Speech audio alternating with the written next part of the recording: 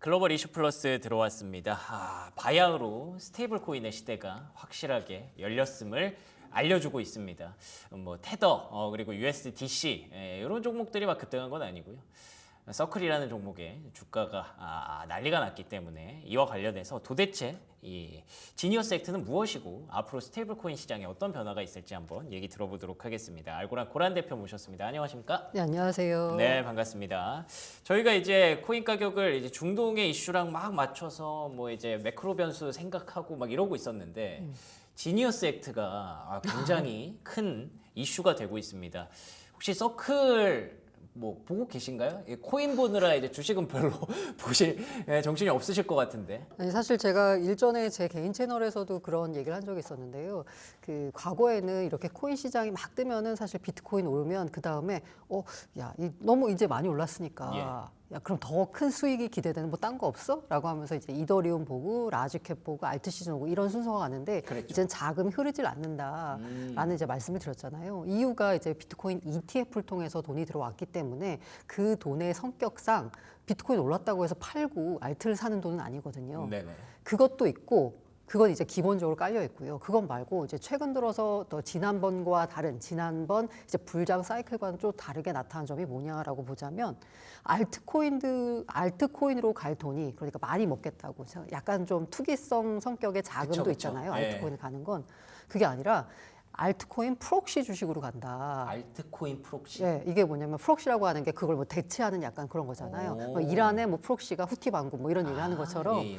그러니까 알트코인과 성격은 비슷한 주식으로 간다는 거예요. 그러니까 코인 시장과 관련된 테마가 있는데 오히려 그 코인 가격보다 알트코인보다 더 큰 상승이 기대되는 그 무엇으로 간다라는 거 제가 얘기를 하면서 그게 바로 서클이다라는 얘기를 했어요. 네. 서클 같은 경우에 IPO 가격이 31달러입니다. 그리고 지난해 벌었던 영업이익을 보자면 한 1억 5천만 달러, 우리 돈으로 치면 2천억이 좀 안 되는 수준이에요. 네.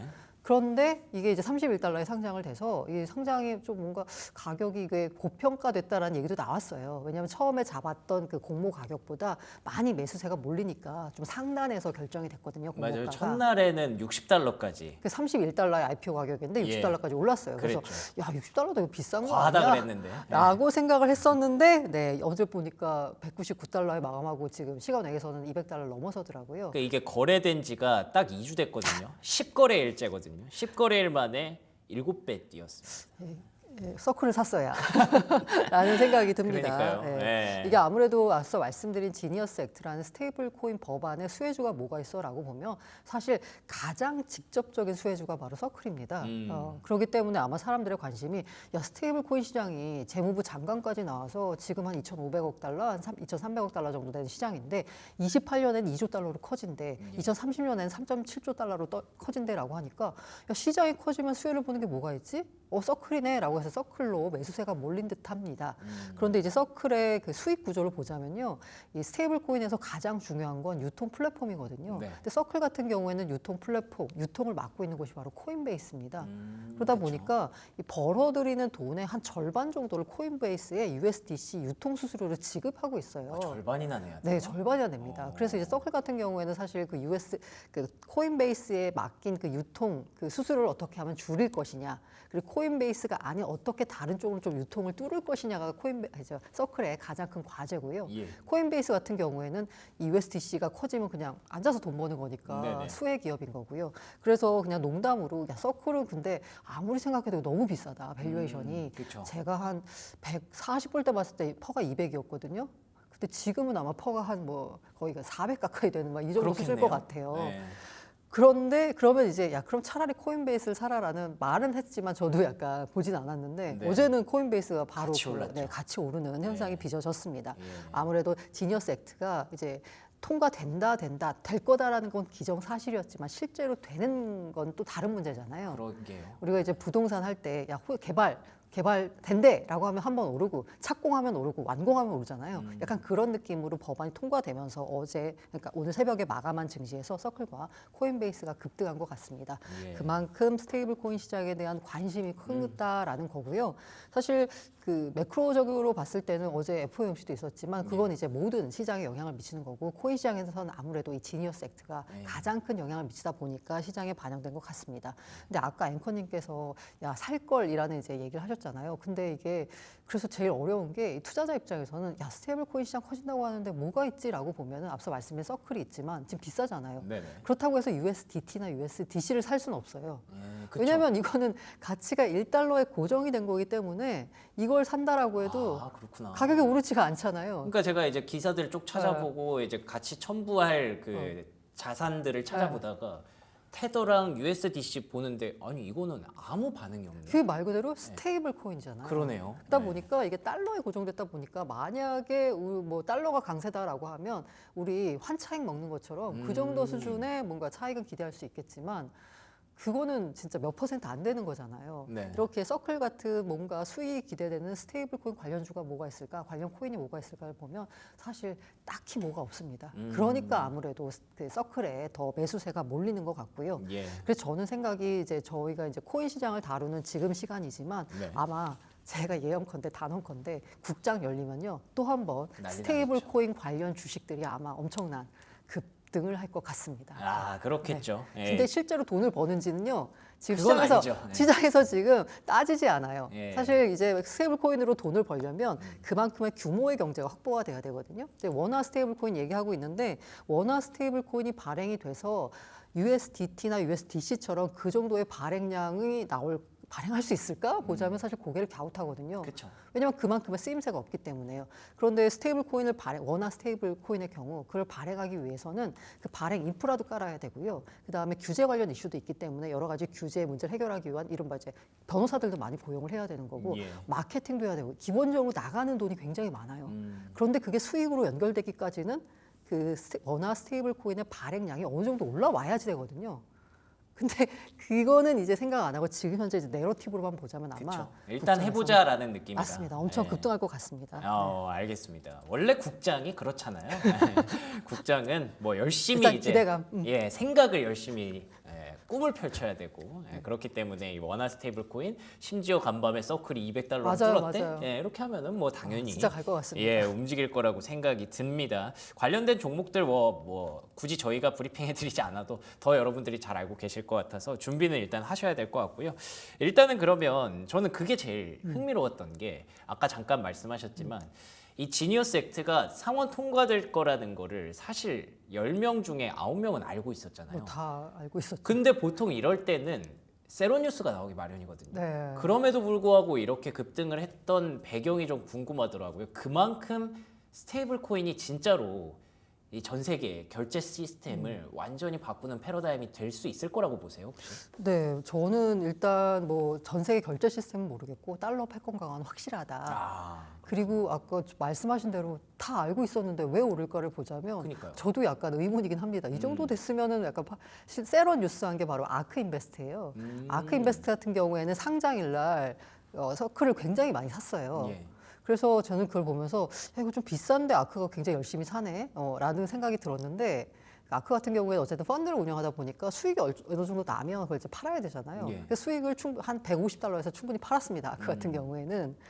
그런데 왜 이렇게 아크 같은 경우에도 판단하기에 지금은 매수가 적절하지만 이 정도 가격이 아마 아크가 생각하기에는 이 정도까지 오를 땐 한 뭐 6개월이 걸린다거나 뭐 그렇게 생각을 했겠죠. 근데 너무 단기간에 올랐으니까 팔았을 텐데 왜 이렇게 많이 매수세가 몰릴까 보면 앞서 말씀드린 대로 이게 투자할 종목이 없어요. 상장된 종목 가운데 스테이블 코인 관련주라고 해서 투자할 게 아까 제가 말씀드린 코인베이스 이게 만약에 그 USDC의 유통 구조를 아는 사람이라고 하면 코인베이스가 수혜가 될 거라고 생각하고 있지만 그렇게 갑자기 몰리는 투기성 자금을 소화하기에는 이게 내러티브가 약해요. 스테이블 코인, 서클 이렇게 바로 연결이 되는데 코인베이스는 그런데 말이야 서클의 수익 구조를 뜯어보면 말이야 이렇게 이제 설명이 들어가야 되잖아요. 그래야죠. 예. 그러다 보니까 서클 쪽으로만 매수세가 몰린 것 같고요. 앞서 이제 말씀드린 대로 사실 제일 큰 시장의 그 저기 시장을 이제 장악하고 있는 것, 그리고 돈을 제일 잘 버는 곳은 테더예요. 근데 테더 같은 경우는 비상장입니다. 그러면은 테더는 지금 서클의 주가가 이렇게 급등하는 걸 보면서 혹시 좀 배가 아파할까요? 상장을 생각할까요? 어떻게 보세요? 제가 느끼기에는 상장을 할 수도 있는데 이제 상장을 하게 되면 굉장히 여러 가지 간섭이 귀찮아지잖아요. 따르거든요. 네. 네. 근데 상장을 안 하고 지금도 돈을 많이 벌고 있어요. 아, 그래요? 네, 게다가 그 서클의 테더의 최대 주주라고 하는 사람들이 이미 지분을 갖고 있기 때문에 그 테더에서 나오는 그 테더가 벌어들인 연간 영업이익이 블랙락보다 많다라고 하잖아요. 그 정도 돈 벌고 있으면은 그냥 상장 안 시키고 그냥 배당만 받아도 예. 충분하잖아요. 예. 굳이 상장을 할까 싶은데 제가 느끼기에 만약에 상장을 한다, 상장을 준비하고 있다라고 하면 앞서 말씀드린 대로 시장을 더 확대하기 위해서는 어떻게 보자면 미국 쪽에 뭔가 노출을 많이 시키는 게 자사의 사업에 유리하거든요. 스테이블 코인 법안을 보자면요. 이 이제 태도가 약간의 이제 문제가 됐었어요. 문제라고 해야 되나? 어떤 중점 고려 사항이 됐습니다. 이 처음에 이제 만들어질 때 이제 민주당 쪽에서는 미국에서 발행된, 그러니까 미국의 본거지를 둔 곳에 발행사만 인정을 하자, 스테이블코인만 예. 인정을 하자, 예. 이런 얘기가 있었고, 근데 그렇게 하니까 테더가 빠지잖아요. 아, 테더 딴 데서 하죠? 네, 예. 버뮤다인가 하여간 어디 예, 저쪽에 맞아요. 뭐 케이만이가 그쪽이에요. 그러다 보니까 얘네가 빠져버리면 미국 국채를 살 수 있는 매수 주체가 70%가 그냥 날아가 버리는 거잖아요. 그러다 보니까 지금 지니어스 액트에 막 그 최종적으로 상원에서 통과된 안을 보면 해외 발행 사업자의 경우 미국 규제를 명확히 지키면 인정한다 이거예요. 그 테더를 딱 겨냥한 네, 얘기군요. 타더를 겨냥해가지고 너네 해외에다 본사를 두고 있지만 해외에다 본거지를 두고 있지만 우리가 만들어 놓은 규제 틀만 잘 지키면 우리 안에서 사업할 수 있어라고 이제 규정을 해놨거든요. 그래서 이렇게 이제 돼 있지만 테더 입장에서 만약에 이 스테이블코인 시장이 커지는데 후발주자들이 막 따라오고 특히나 이제 테더가 약간 무서워하는 건 제 생각에는 USDC 같은 곳들이 아니라 기존의 전통 금융권. 아, 네. 만약에 뭐 JP 모건이 내놓는다. 네. 그리고 뭐 저기 뭐 BOA가 내놓는다. 이렇게 되면 그럼 이제 경쟁이 되는 그렇죠. 거예요? 기존의 금융망을 장악하던 곳들이 이 스테이블 자신들이 어떻게 보면 독점하던 시장에 들어온다라고도 생각할 수 있으니까 그런 부분을 경계하면서 테더 같은 경우에는 뭐 미국 상장할 수도 있겠지만 지금 현재로서 보자면은 굳이 상장할 필요가 없는 네, 투자금을 받지도 않았기 때문에요. 외국으로부터. 그렇군요. 네. 그러면 지금 제일 궁금한 거는 어쨌든 지니어스 액트라는 이제 스테이블 코인에 대한 규정이 확실해진 상황인 거고 네네.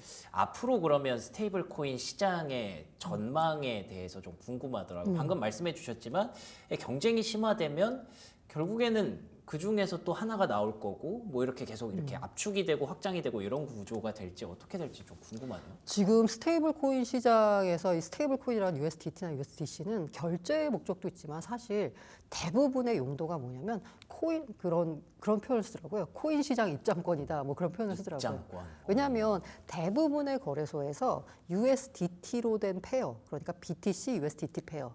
비트코인을 사고 싶으면 USDT로 사는 거, 뭐 리플을 사고 싶으면 USDT로 사는 거, 이런 USDT 페어가 전 세계 거래소의 거의 대부분을 차지합니다. 그러니까 법정화폐를 입금하는 우리나라 같은 이제 원화 입금해서 거래하는 것은 우리가 원화 거래량이 많잖아요. 그렇죠. 그런데 이렇게 법정화폐 입금이 좀 자유롭지 않은 경우에는 네.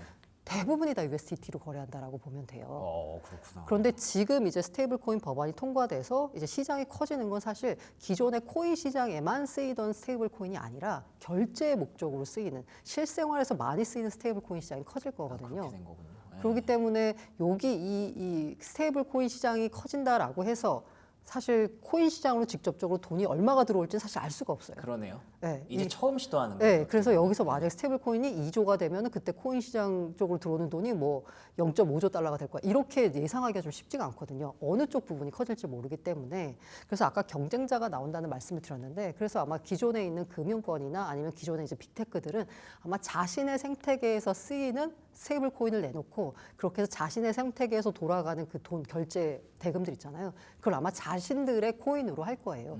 요건 좀 이제 USDT나 USDC와 좀 다른 목적으로 쓰이는 거고 USDT나 USDC는 이걸 넘어서 거기 빅테크나 아니면 뭐 은행들의 생태계에 쓰이는 건 아닐지라도 아마 이쪽이 노리는 건 국제 결제, 송금 이런 쪽으로 아마 자신들의 영역을 더 확대해 나가려고 노력할 것 같습니다.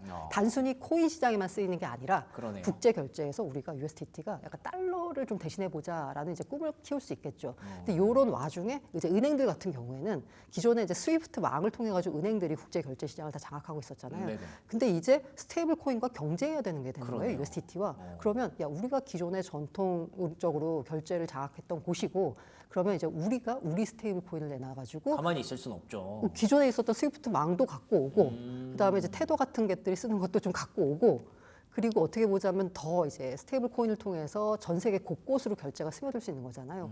여기까지 영역 확대를 노리는 걸 이제 시도할 수 있겠죠. 그렇게 되면 이제 본격적인 경쟁이 일어날 텐데 어쨌든 코인 시장에서의 스테이블 코인의 절대적인 강자는 이제 테더고 네. 근데 테더는 시장이 커지면 그걸 넘어서서 국제 결제 송금이나 아니면 결제 시장까지 좀 접근하려고 할 거고 이제 준비가 돼 있는 그렇죠. 곳이네요. 요걸 이제 우리도 먹겠다고 이제 여러 이제 업체들이 이제 달려드는 거가 그런 구도가 되겠죠. 예.